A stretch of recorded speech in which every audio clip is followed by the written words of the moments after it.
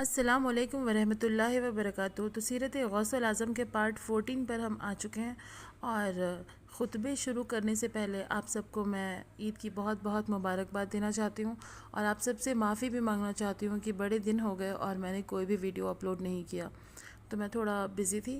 تو چلیے شروع کرتے ہیں۔ فرماتے ہیں غوث الاعظم کہ اے کم سمجھ، جب تو تقدیر کو لوٹا نہیں سکتا، نہ ہی اسے مٹا یا بدل سکتا ہے، تو اس کے خلاف کوشش ہی کیوں کرتا ہے؟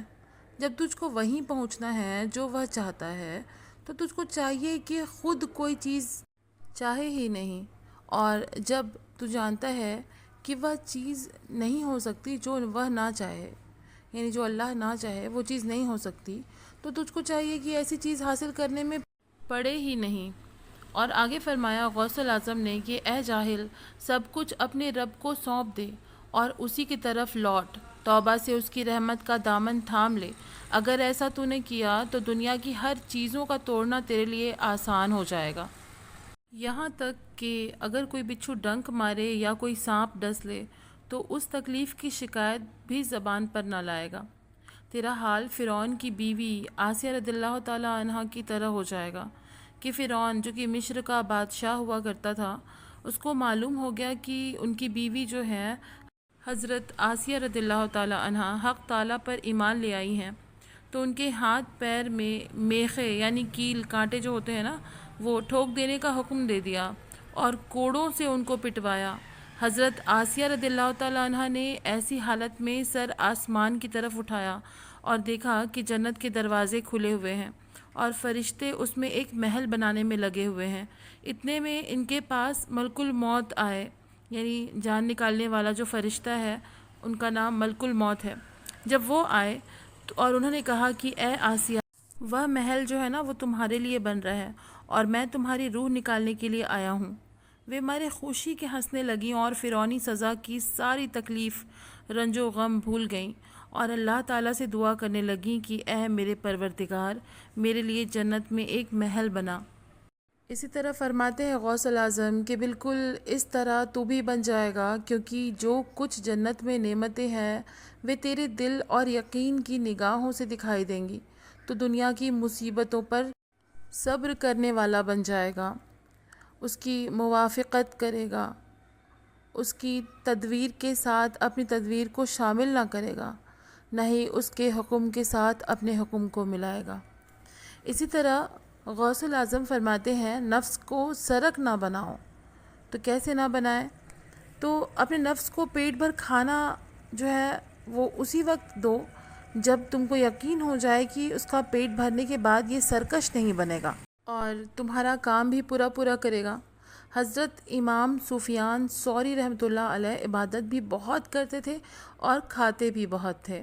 جب آپ خوب کام لو، کیونکہ حبشی گدھے کے مثل ہوتے ہیں، جتنا کھلاؤ گے اتنا ہی بوجھ ان کے اوپر لاد سکتے ہیں، ہے نا؟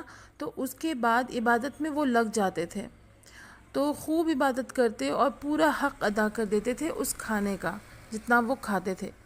تو ایک بزرگ بیان کرتے ہیں کہ میں نے سفیان ثوری رحمۃ اللہ علیہ کو اتنا کھاتے دیکھا کہ مجھ کو ان سے نفرت پیدا ہو گئی۔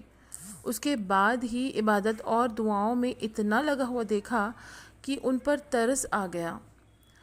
تو فرمانے لگے غوث الاعظم کے لوگوں، سفیان ثوری کے کھانے میں اتباع نہ کرو، تم ان کی عبادت میں کرو، اس لیے کہ وہ نفس کو جیسا کھلاتے تھے ویسا کام بھی لیتے تھے، وہ اپنے نفس پر پوری قدرت رکھتے تھے۔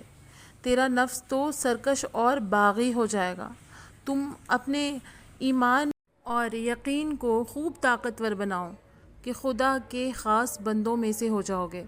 جب تیرے پاس موت کو یاد دلانے والا یعنی سفید بالوں کے ساتھ جو بڑھاپا آتا ہے نا، تو اسے کینچی سے کاٹ ڈالتا ہے اور خضاب کی سیاہی لگا کر ان کو کالا کرنے کی کوشش کرتا ہے، لیکن جب موت تیرے سامنے آ کھڑی ہوگی اس وقت تو کیا کرے گا؟ جب تیرے پاس ملک الموت اپنے ساتھیوں کے ساتھ جان نکالنے کے لیے آ پہنچیں گے تو ان کو کس چیز سے واپس کرے گا؟ جب تیری روزی ختم ہو جائے گی اور تیری عمر تمام ہو جائے گی تب کون سی چال چلے گا؟ تو فرماتے ہیں غوث الاعظم کی دنیا آخرت کی کھیتی ہے، کہتے ہیں کہ یہ دنیا تو آخرت کی کھیتی کے لیے کام کرنے کی جگہ ہے۔ جب تو مزدوری کرے گا تو اجرت بھی پائے گا، اگر کام نہیں کرے گا تو کچھ بھی نہ پائے گا۔ یہ دنیا تو مصیبتوں اور تکلیفوں کا گھر ہے، راحت اور آرام کا گھر تو آخرت کا گھر ہے۔ مومن چونکہ دنیا میں اپنے آپ کو پریشانی اور مشقت میں ڈالتا ہے، اور تو نے آخرت میں آرام میں ٹال مٹول کیا، اس کو سالوں مہینوں کا طالب ہوا، توبہ میں ٹال مٹول کیا، اس کو سالوں مہینوں میں اور آج و کل پر ٹالتا رہا، تو بہت جلد تجھ کو شرمندگی اٹھانی پڑے گی۔ تجھ پر افسوس ہے کہ تیری زندگی کی چھت کی شہتیریں ٹوٹ چکی ہیں، مگر تجھ کو ہوش نہیں آتا۔ فرماتے ہیں غوث الاعظم کہ تیری زندگی کی دیواریں گرنے والی ہیں، اور یہ گھر جس میں تو آرام کر رہا ہے ویران ہونے والا ہے، لیکن تو بے خوف ہو کر بیٹھا ہے۔ اٹھ اور آخرت کا گھر تلاش کر اور اس کی طرف قدم بڑھا۔ یہ قدم نیک کام ہے۔ اپنا مال پہلے ہی سے آخرت کی طرف بھیج، تاکہ وہاں پہنچنے کے بعد تو ان کو پائے۔